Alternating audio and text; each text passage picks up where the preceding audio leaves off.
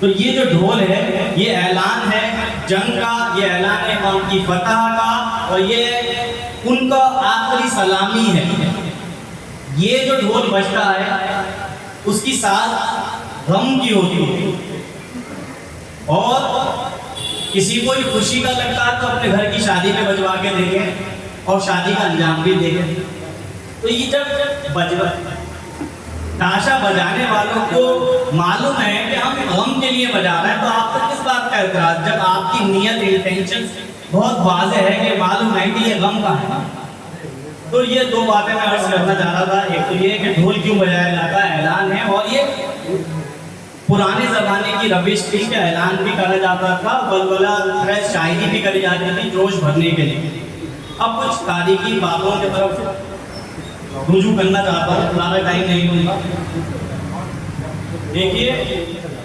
एक बात मैं अर्ज करना चाहता हूँ, वो ये कि बहुत सारे लोगों को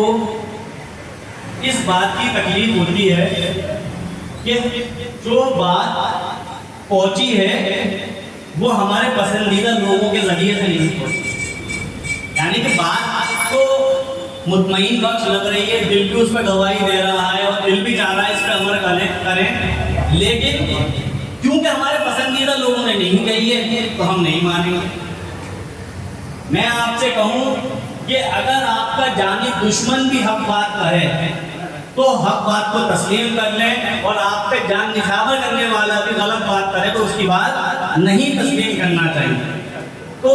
इमाम के गम या अय्याम मुहर्रम के ज़रिए हम क्या पैगाम पहुँचाना चाहते हैं, ये मजलिसें क्यों होती हैं, तो ये मत देखें कि कहने वाला कौन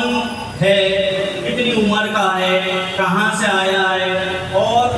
हम अहले सुन्नत वल जमात, इसमें एक कमी जो मेरी नज़र से गुजरती है, अगर मैं गलत हूँ तो अल्लाह मुझे इस्लाह करे, कि हम